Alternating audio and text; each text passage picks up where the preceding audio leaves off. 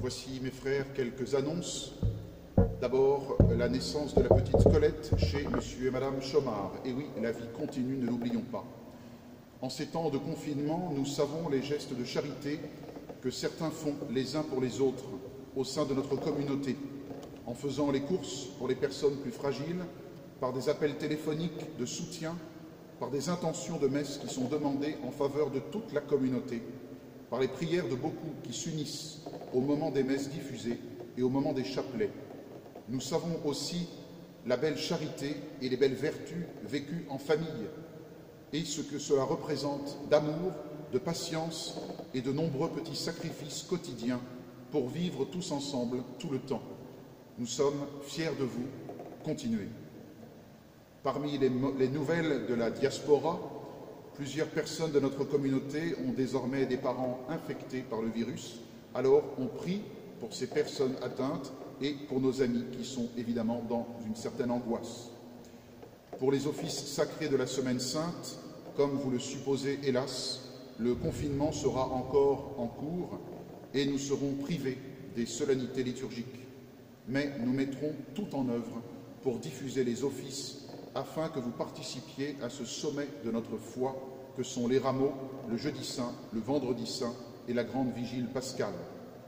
Enfin, une pensée pour notre ami Léo, qui devait être baptisé dans la nuit de Pâques et dont le baptême est reporté à la fin du confinement. Priez bien pour lui. Au nom du Père et du Fils et du Saint-Esprit, ainsi soit-il.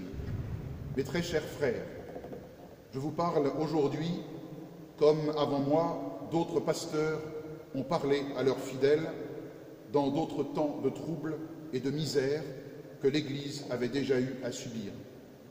Moi, tout seul, dans la vaste église de Saint-Clément, et vous, éloignés les uns des autres, dispersés, devant vous cacher du mal qui rôde, du mal qui vient, sans savoir ce qui arrivera, ni à qui cela arrivera.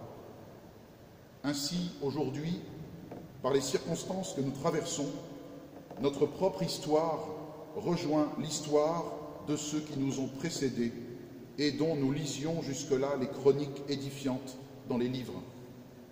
Quels que soient les fléaux qu'ils ont vécus, que ce soit les persécutions antichrétiennes, les guerres, les invasions ou les grandes vagues de maladies foudroyantes qui ont décimé la chrétienté, par ce qui nous arrive, nous voilà unis, rattachés aux tourments, aux angoisses, aux dangers de toutes sortes que nos ancêtres dans la foi ont eu à connaître. Nous sommes associés aux souffrances et aux peines qu'ils ont eues, eux aussi, à subir avant nous. Nous voilà dans l'épreuve.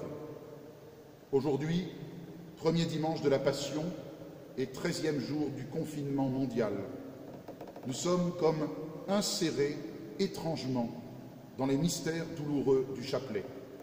Et nous rejoignons ainsi étrangement le grand mystère du salut, le grand mystère de la croix, qu'avant nous, tant de chrétiens ont dû vivre dans leur chair et dans leur cœur. Et avec eux tous, surtout, nous rejoignons le Christ lui-même dans le mystère du rachat du monde, cette rédemption dont nous savions devoir être un jour les acteurs, puisque par notre baptême, nous avons été faits membres du Christ et appelés, comme le disait saint Paul, à achever dans notre chair ce qui manque aux souffrances du Christ.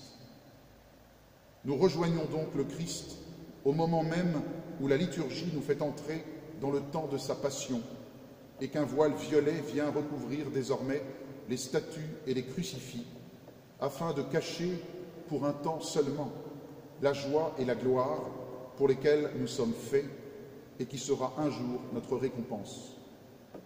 Par cette période inédite, nous rejoignons le Christ de douleur. Mais entre tous les chrétiens de toute l'histoire chrétienne d'une part et le Christ d'autre part, se trouve un homme essentiel. Un homme que nous rejoignons aussi, le premier chaînon de la grande chaîne qu'on appelle la Sainte Église catholique. Celui qui a accompli un jour, en son nom, et au nom de tous les siens, un acte prophétique d'une portée que beaucoup d'hommes ont ignorée, mais que le ciel et les enfers ont compris. Mes chers frères, nous rejoignons Saint Pierre, qui, il y a 2000 ans, après avoir trahi son maître et être ensuite revenu de son errance, confirma la foi de ses frères. Dans la solitude, Simon, devenu Pierre, acheva sa mission de premier chef de l'Église par son martyre, par cet acte héroïque de la crucifixion qu'il accepta, comme un dernier acte de sa vie personnelle et comme un premier acte de l'Église naissante qu'il représentait et qui, par lui, s'édifiait. Un acte où, dans le même temps, il s'adressait une dernière fois au Christ et une dernière fois au démon. Au Christ pour lui dire « Seigneur Jésus, vois comme je t'aime » et au démon pour lui dire « Tu ne gagneras jamais », ce qui n'est pas sans rappeler la parole du Père Jacques Hamel au moment de mourir sous le poignard et qui a dit « Va-t'en, Satan ». Mes chers frères, devant la croix qui se dresse devant nous, nous avons tout spécialement rejoint Saint Pierre. Et c'est la grande grâce de l'Église catholique. Avant-hier, vendredi, Saint Pierre lui-même nous a rejoints. Nous ne pouvons refuser de voir les signes des temps. Aussi, je vous invite à relire ce qui s'est passé avant-hier soir, place Saint-Pierre, sur cette place où le premier pape avait justement achevé son martyre et contribué à fonder la foi de son Église il y a 2000 ans. Au même endroit, avant-hier, en pleine tourmente universelle, le vicaire du Christ, successeur du premier pape, a accompli en son nom et au nom de tous les siens un acte d'une portée que beaucoup d'hommes ont ignorée, mais que le ciel et les enfers ont compris. Hier soir, un message, une parole, une vérité ont été proclamés.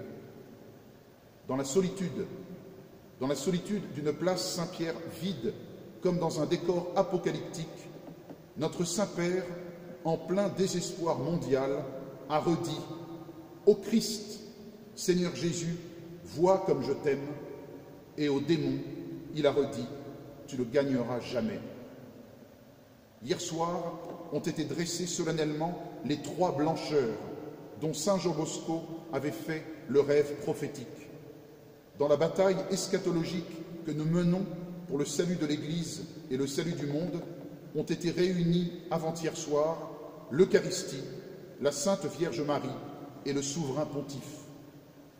Avant-hier soir, Saint Pierre, en la personne de son successeur, a pris les moyens surnaturels de la victoire contre le mal, de la victoire contre le démon qui se cache derrière tous les fléaux. Par ces 3 blancheurs, la victoire du bien ne pourra plus nous échapper. C'est dans cette espérance que je vous invite plus que jamais. Croyez à la puissance du bien, croyez aux armes du bien, croyez aux 3 blancheurs qui, quand elles sont réunies, ne peuvent pas perdre. C'est un appel solennel que je vous lance.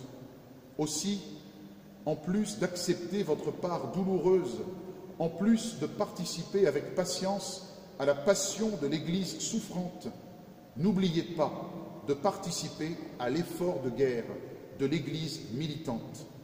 Prenez les armes des 3 blancheurs. Votre piété eucharistique est violentée par l'absence de la Sainte Communion. Adorez quand même, comme vous l'avez fait avant-hier en suivant la cérémonie du Vatican. Continuez les communions spirituelles de toute votre âme. Suivez la Sainte Messe qui vous unit au Christ, qui, lui-même, vous unit au Père.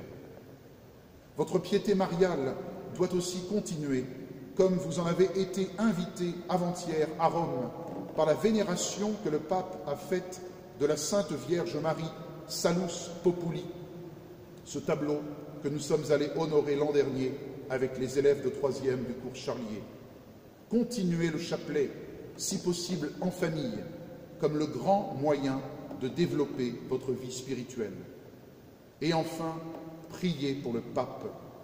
Le démon s'acharne sur l'Église et sur son chef visible. C'est le moment de vous unir comme jamais à notre Saint-Père, comme vous le feriez envers Saint-Pierre, car ils sont un, et le geste d'avant-hier soir nous le prouve explicitement. Encore une fois, ces trois blancheurs réunies dans vos cœurs, dans vos couples, dans vos familles, en France et dans l'Église, c'est le moyen assuré de la victoire. Que Dieu vous bénisse. Au nom du Père et du Fils et du Saint-Esprit, ainsi soit-il.